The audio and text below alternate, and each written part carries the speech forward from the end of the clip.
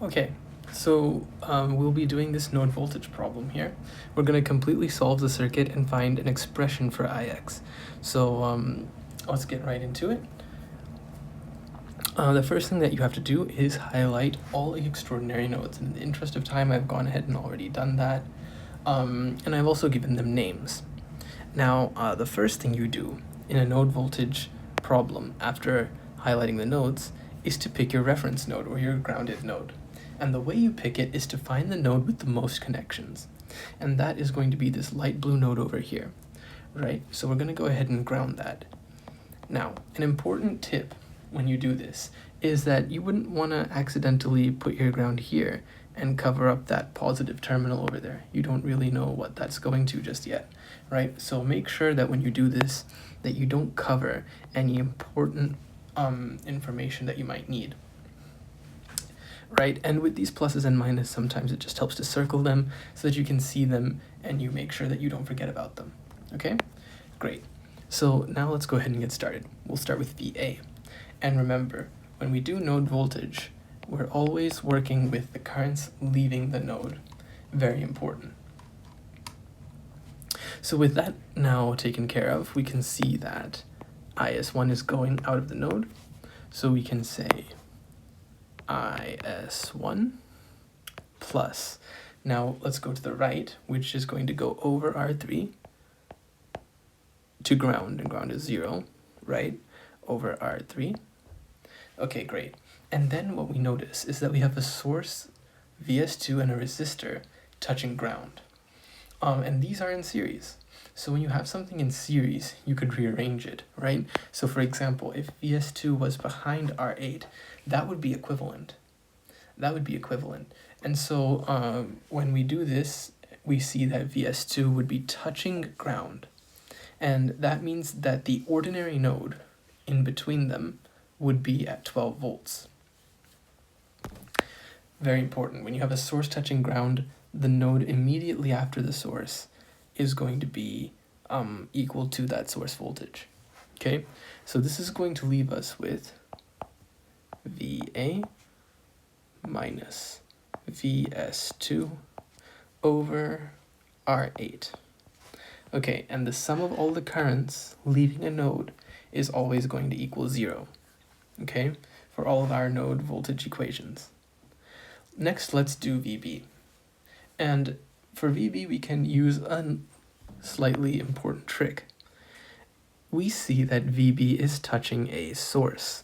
Even though it's a dependent source, it's still a source, right? And that source is touching ground. So we can now skip all of this whole thing here. Sorry, the other way actually. Right? We don't have to find this, we don't have to find that or that. We can just say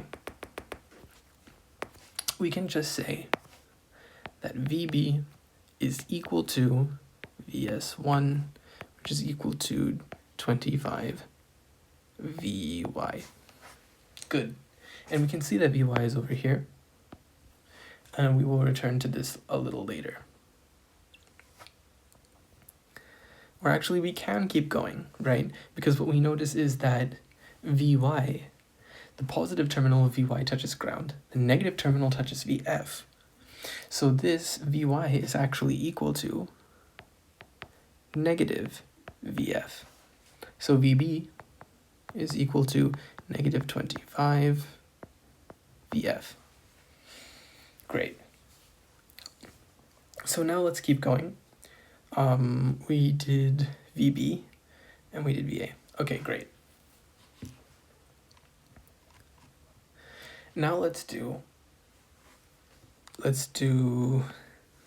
to VF real fast. VF, and we're going to have IS2 leaving. Remember, you can write these down even if they're dependent, and then we can come up with dependent source equations in a little bit, right? So IS2 plus VF over R5 plus VF minus VE over R6 equals 0. Okay, let's keep going. Let's do VD now.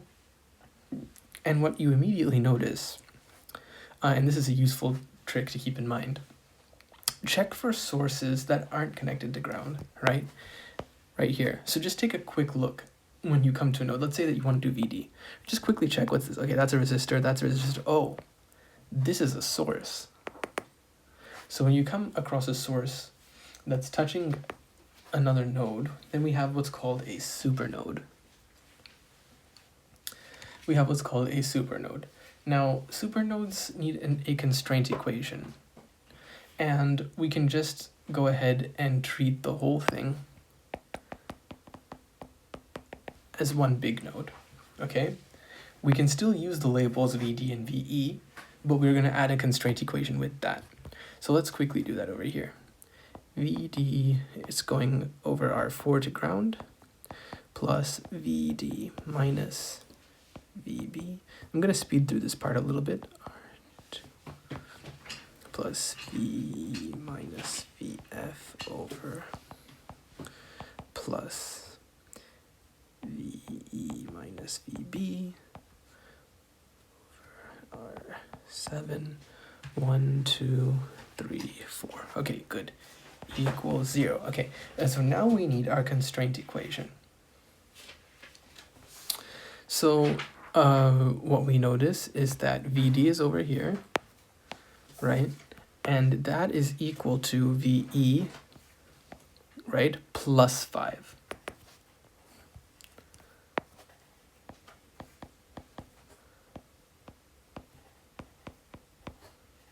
And don't forget your units, or plus VS3. Yeah, okay, great. So now let's check the number of unknowns. We had 1, 2, 3, 4, 5 unknowns, and we have 1, 2, 3, 4, 5 equations.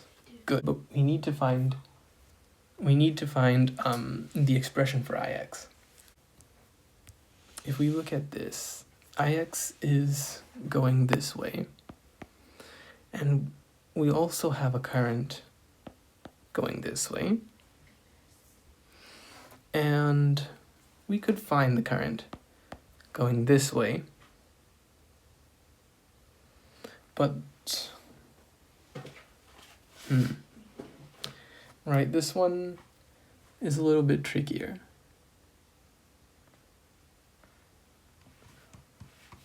But it works. It does work, right? Because it's important that you don't get sucked into thinking too hard, right?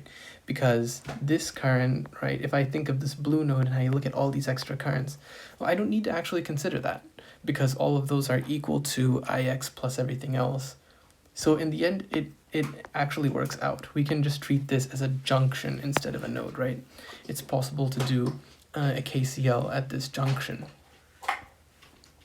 And what that would give us, right, we want to add everything that leaves.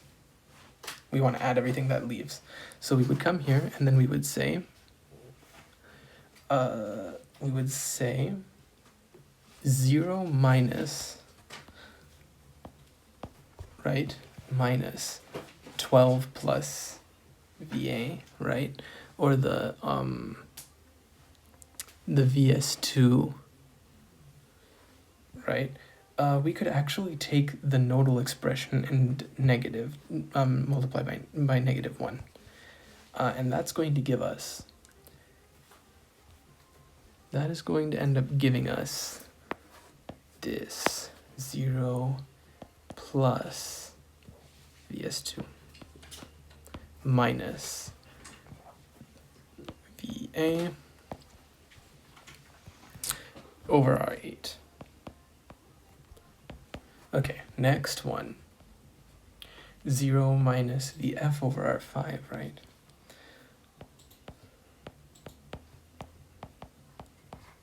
And then the last is going to be Ix is leaving. So just plus Ix equals 0. Okay, and yeah, there we have it. That is everything. An important thing to check, right, and this is what I actually got tripped up on. We did actually find what Vy was, so we don't need, we finished the dependent source equation, right? And then we did find Ix just now, that would go right there. So we actually do have enough equations to fully solve the circuit. The problem doesn't ask us to finish it up, and even our problems on the exam did not have us actually plug it in the calculator. And there we go. This is the complete solution. Thanks for watching.